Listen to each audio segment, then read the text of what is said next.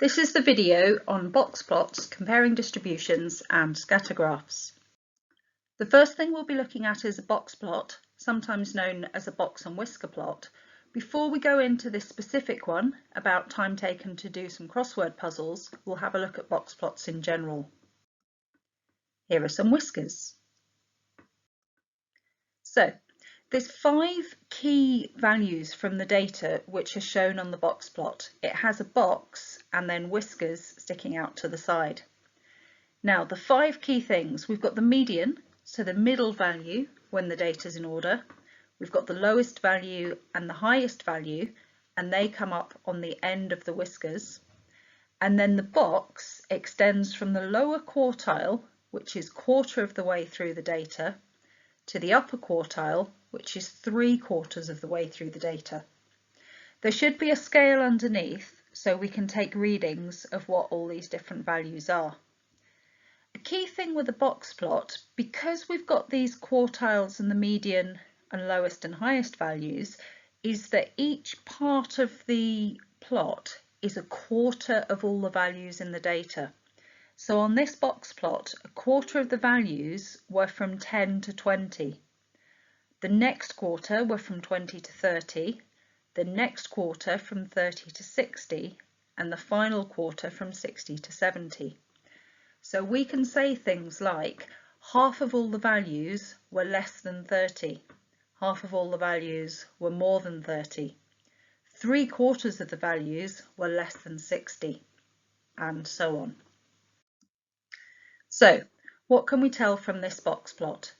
We can say things like half of the people took less than 30 minutes to do the puzzle, 1/4 of the people took over an hour to do the puzzle, 1/4 of the people finished within 10 to 20 minutes. The middle half of the people took between 20 minutes and an hour to complete the puzzle. Can you think of any more? Here's another box plot. This time it's been drawn the other way up. We've still got a scale though, and it will still be the same things that are represented by the ends of the whiskers and the ends of the box, and the line in the middle, which is not actually in the middle, but that is the median. So the median mark is here, reading the scale. That looks like a mark of 28. The range of the marks, that's the difference between the biggest mark of 60 and the smallest mark of 12. 60 minus 12, the range is 48. The interquartile range, so the difference between the upper quartile, which looks to be 44, and the lower quartile of 20, 44 minus 20, that would be 24. And the distribution of the marks, well, the marks are spread between 12 marks and 60 marks, with half of all the students getting above 28 and the middle half of the students getting from 20 to 44 marks. One extra thing, you can draw a box plot from a cumulative frequency graph by dropping your lines down from the cumulative frequency graph and using the same scale. This is a graph that we had in the last video, and it was times taken to run a 10-kilometre race, and we found that the lower quartile of the times was 62 minutes, the median was 68, and the upper quartile was 84. So those are the values on the left and right of the box, and the median value, that's that kind of stripe across the box. Now, if we just had the cumulative frequency graph, we wouldn't know what the lowest value was. We just knew it was somewhere between 40 and 50. So you would have to be given some extra information. So if, for example, someone said, well, the quickest runner took 42 minutes and the slowest was 116 minutes, then we can mark on the end of the whisker at each end of the box plot and complete the box plot from that data. The next thing we look at is comparing distributions, where we want to compare averages and also range or interquartile range. So here we've got 2 different bus companies and we've got information about the buses. The rider bus takes 35 minutes on average and the speedy bus takes 30 minutes on average. So first thing to notice would be that on average the speedy bus is faster and the rider bus is slower. But looking at the ranges, the rider bus has a range of 8 minutes, which means it's usually pretty close to 35 minutes, about 4 minutes either way. Whereas the speedy bus has a range of 20 minutes, so that's a lot more variable. We'd say the times for the rider bus are more consistent and the times for the speedy bus are more variable. See if you can work out the average for Dexter's spelling test scores and the range and use those to compare the scores. Pause the video while you do that. So if we look at Dexter's scores, there's 8 of them, and if we add them up, 17 and 18 and so on, we end up with 118. Divide that by 8 because there were 8 scores, that gives us 14.75. So slightly higher than Dora. So you might say, oh, on average, Dexter seems to be better at spelling than Dora. But if we look at the ranges, Dexter's range is the largest value of 19 minus the smallest value of 10, which is a range of 9. So he's far less consistent. So although on average he does have a slightly higher score, he's less consistent. So sometimes he's much better, but sometimes he's also much worse.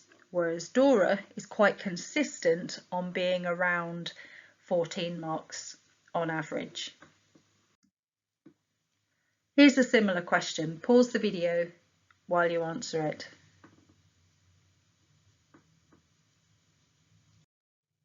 So we need to know the means and the ranges for each person. The most consistent is the one with the smallest range, and that's Dora, who had 47 as the smallest value and 51 as the highest value.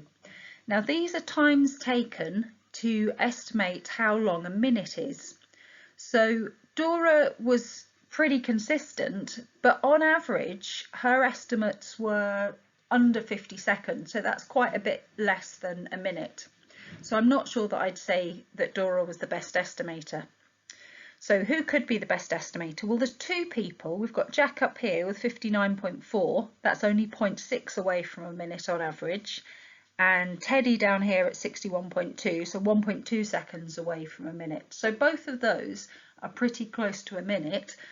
How would we choose who was better?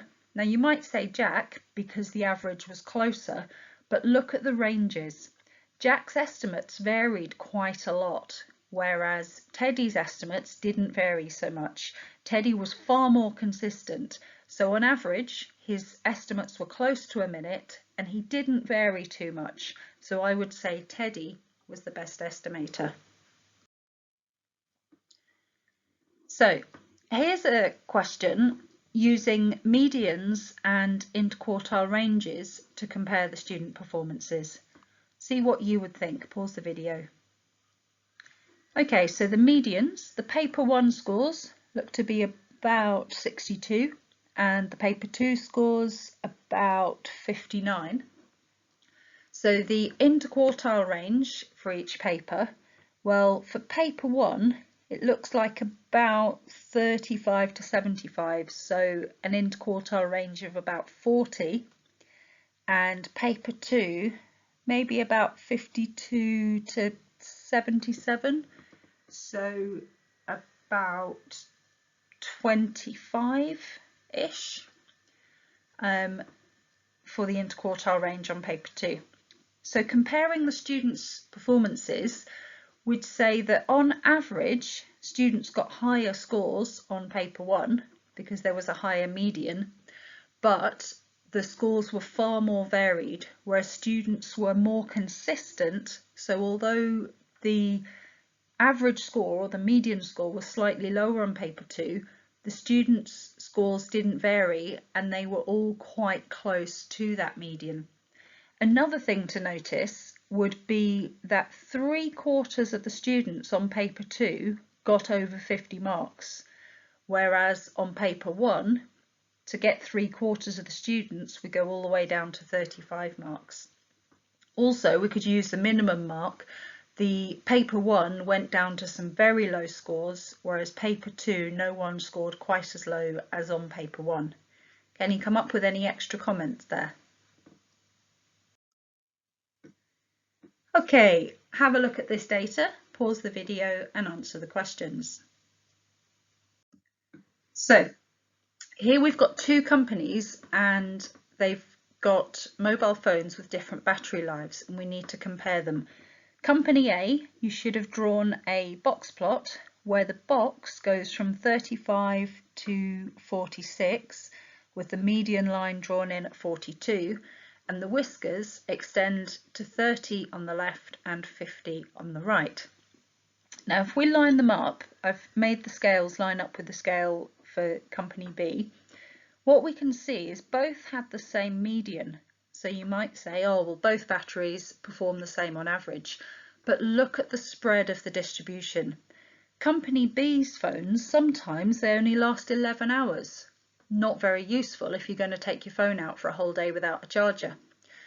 On the other hand, sometimes they do last a lot longer, up to 58 hours, which is way longer than Company A's ever lasted. But Company A are far more consistent.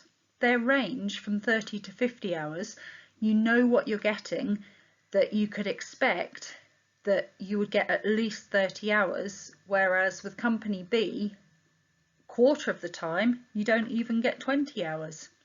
So you can make these kind of comparisons.